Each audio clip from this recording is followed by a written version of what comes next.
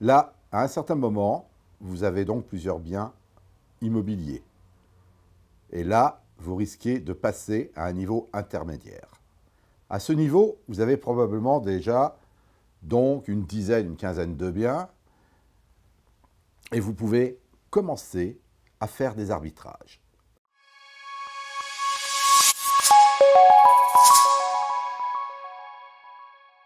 Vous bloquez au niveau bancaire, vous avez moins de revenus, il y a des charges, il vous faut ce qu'on appelle un cash flow, mais un cash flow positif au niveau rémunération. Dans ce cas, il y a plusieurs solutions qui vont s'offrir à vous. Vous pourrez naturellement revendre un ou deux appartements pour prendre la plus-value et vous asseoir sur un cash flow dit de sécurité. Vous pouvez également rembourser plusieurs crédits avec un ou deux appartements payés. Mais est-ce que c'est la bonne solution? C'est en tout cas la solution pour avoir un cash flow de revenus rapidement, mais ça vous coûte. Le but étant de faire toujours payer le remboursement bancaire par le locataire. Et vous pouvez surtout refinancer la totalité de vos biens avec un nouveau crédit. Ce qui vous permettra de payer beaucoup moins de remboursement mensuel sur le même temps restant, voire plus. Car, comme je vous l'ai dit, c'est les locataires, par son loyer, ou plutôt le loyer du locataire, qui doit rembourser votre prêt immobilier. Vous pouvez également effectuer un regroupement de vos crédits pour n'en faire qu'un seul, utile pour assurer une nouvelle banque. Un seul crédit. Mais attention, il va falloir faire un crédit intelligent, c'est-à-dire avoir le bon taux d'intérêt et surtout le plus long possible. Car n'oubliez jamais qu'il est beaucoup plus facile de raccourcir un prêt immobilier, même si ce n'est pas marqué dans le contrat, que de le rallonger. Car si il n'est pas marqué dans le contrat de prêt que vous pouvez le rallonger, souvent les banques ne le rallongent pas. Donc il faut faire un nouveau prêt. Donc plus votre prêt sera long, plus vous aurez les mains libres pour faire ce que vous voulez.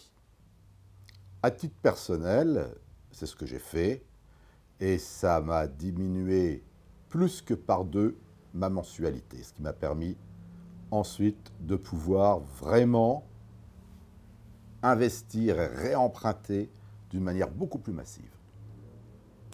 Voici donc, à mon sens, la meilleure technique.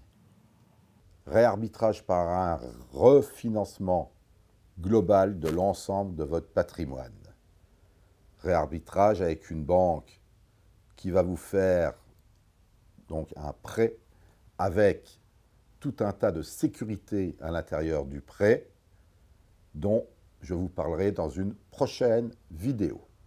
Petit bonus pour la fin de cette vidéo, mais un bonus juste pour faire un cash flow temporaire si vous avez besoin de liquidité. Il s'agit de la vente en réméré. Vous pouvez demander à votre notaire, il connaîtra peut-être un client. Vous pouvez aussi vous adresser à des sociétés spécialisées en arbitrage de patrimoine. Qu'est-ce que c'est que la vente en réméré? Vous avez un bien qui est payé, par exemple votre résidence principale, elle vaut 200 000 €, supposons, et vous voudriez avoir de l'argent immédiatement, bien c'est facile. On vend votre résidence principale au prix de 120 000 €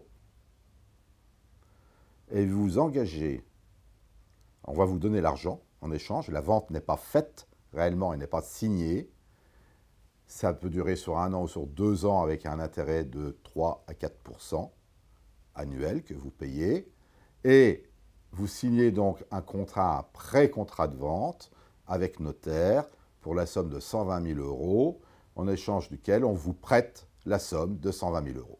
Si au bout d'1 an ou 2 ans, vous n'avez pas rembourser les 120 000 euros, eh bien, de facto, le prêteur devient propriétaire de votre bien, car la vente et la signature a lieu chez notaire au terme convenu par le contrat.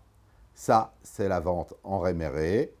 Vous pouvez donc, au bout d'un an, et vous devez, c'est le mieux, rembourser vos 120 000 euros et vous redevenez propriétaire à 200% de votre bien immobilier, en espérant que vos 120 000 euros vous ont aidé à être encore plus productif.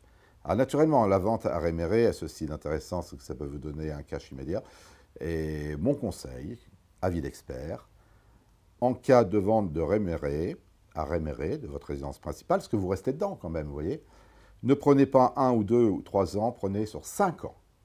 Ça vous coûtera 5 fois 4%, mais en 5 ans, ça vous laisse le temps, à moyen horizon, de vous organiser et de démultiplier au moins par 3 cette somme en investissant dans l'immobilier, suivant la technique que vous connaissez aujourd'hui. Je vous dis à bientôt. J'espère que cette vidéo vous a un petit peu plus éclairé. Au revoir.